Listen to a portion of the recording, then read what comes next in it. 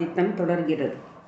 இப்படி இருக்கையில் ஜீமுத வாகனனை தின்னும்போது அவன் சந்தோஷமாக இருப்பதைக் கண்ட கருடன் வியந்து, இது என்ன ஆச்சரியமாக இருக்கிறதே, உயிருடன் வைத்தே அகிலனால் நான் கொத்தி தின்னும் போதும் சிரித்த முகத்துடன் சந்தோஷமாக என்னையே பார்த்து கொண்டிருக்கும் இவர் ஒரு மகா புருஷனாகத்தான் இருக்க வேண்டும், நாகமாக இருத்தற்கில்லை என்று தீர்மானித்தது. பட்சிராஜனே, ஏன் நிறுத்திவிட்டீர்கள்?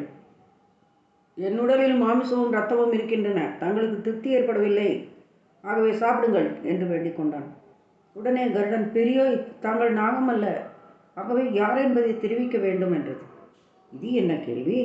உண்மையில் நானும் ஒரு நாகமே, எடுத்த காரியத்தை முடிப்பதுதானே அறிவுடையவர்களுக்கு அழகு என்று தெரிவித்தான். இந்த நிலையில் சங்கசூடன் அங்கே வந்துவிட்டான். தூரத்திலிருந்தே அவன், பட்சிராஜனே, அவசரப்பட்டு பாவச் செயல் எதையும் செய்யாதே, மாயையில் மூழ்கிவிட்டாயா? உங்களுக்காக நியமிக்கிட்ட நாகம் நான் தானே, அவர் நாகமல்ல என்று கூறிக்கொண்டே வந்தார். அதே சமயம் ஜீமுத வாகனுடைய மனைவியும் பெற்றோர்களும் அந்த இடத்துக்கு வந்து விட்டார்கள். ஐயோ ஜீமுத வாகனா, பிறருக்கு இறங்கி உன் உயிரியும் தியாகம் செய்தா பட்சராஜனே, இத்தகைய அக்கிரமம் செய்ய உனக்கு எப்படித்தான் மனமும் துணிந்ததோ என்றார்கள். மாயத்தோற்றத்திலே நான் போதிசத்துவ அவதார புருஷனையே சாப்பிட்டு விட்டேனா? பிறருக்காக தன் உயிரை தியாகம் செய்யும் ஜீமுத வாகனரே இவர். இப்போதே இவர் இறந்து விட்டார், இந்த பாவ உடலையும் தீக்குளித்து விட வேண்டிய தருணம் வந்துவிட்டது என்று தனக்குத்தானே கூறிக்கொண்டது கருடன். இதை கண்ட ஜீமுத வாகனின் பெற்றோர் வருத்தம் தாங்காது அழுதார்கள். சங்கசூடனும் தன்னுடைய அஜாக்கிரதையாக தன்னை நொந்து கொண்டான். ஆனால் மாயாவதியோ தொண்டை அடைக்க நாத்தழுதழுக்க தனக்கு முன்னர் வரமளித்த அம்பிகையை நோக்கி, தேவி கௌரி, அன்றொரு நாள் எனக்கு வித்யாதர அரசர்கள் எல்லோருக்கும் சக்கரவர்த்தியாக இருக்கப் போகிறவனே கணவனாக வாய்ப்பான் என்று அருளினாயே, அது இப்போது பொய்த்து விட்டதே என்றாள். அப்போது தேவி பிரத்யட்சமாகி, குழந்தாய், நான் சொன்னது பொய்யாகாது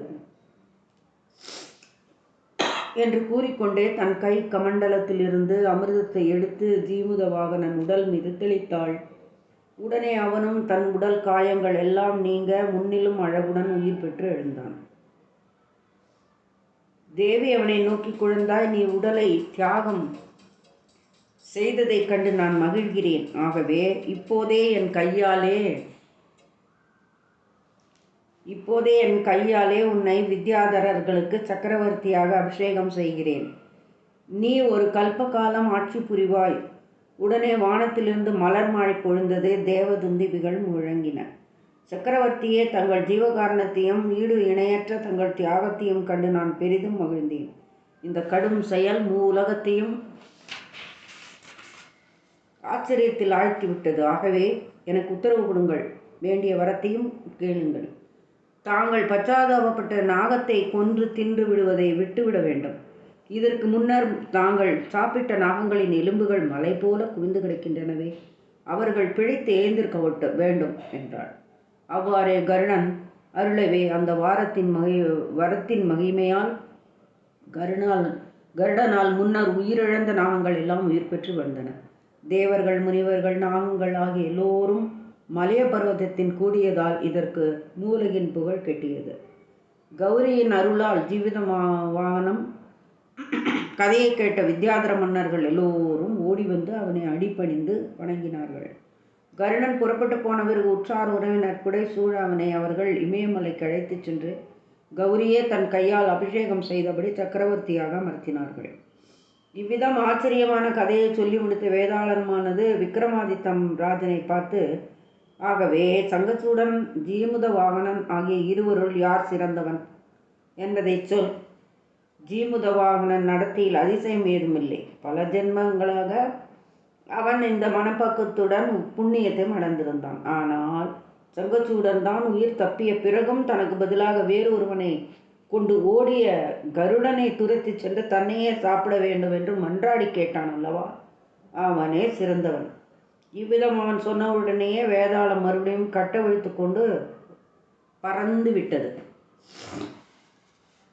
விக்ரமாதித்தன் திரும்பவும் முருங்க மரத்தை அடைந்து வேதாளத்தை கட்டிப்பிடித்து தன் தோள் மேல் சுமந்து கொண்டு கிளம்பினான். மகாராஜனே, ஒரு கதை சொல்கிறேன் கேள் என்று சொல்ல ஆரம்பித்தது வேதாளம். கங்கை கரையிலே கனகபுரம் என்ற நகரம் ஒன்று இருந்தது. அங்கே வாழ்ந்த மக்கள் எல்லோரும் தர்மவான்கள். அவர்களுக்கு யசோதனன் என்ற அரசன் இருந்தான். அவன் தயாள குணம் உடையவன். பக்கத்து நாட்டை கவர்ந்து கொள்ள வேண்டும் என்று அவன் நினைத்ததே இல்லை. சாஸ்திரங்களை நன்கு அறிந்தவன்.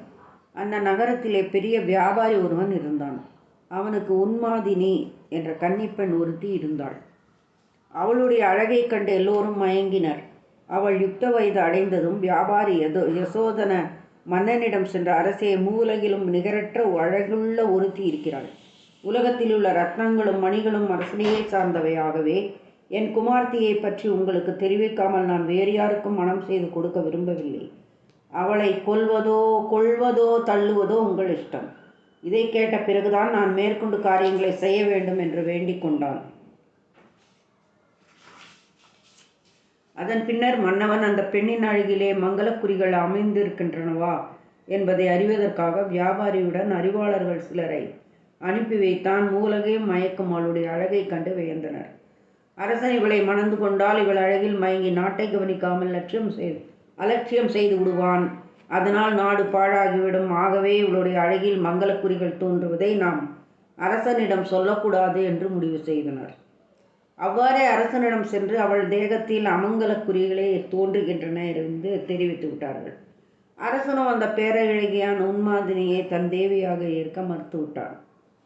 அப்பால் அரசன் சொன்னபடியே வியாபாரி தன் குமார்த்தியான உன்மாதினியை படைத்தலைவனான பலதரனுக்கு மனம் செய்து கொடுத்தான். அவள் தன் புருஷன் வீட்டில் சந்தோஷமாக இருந்தாள்.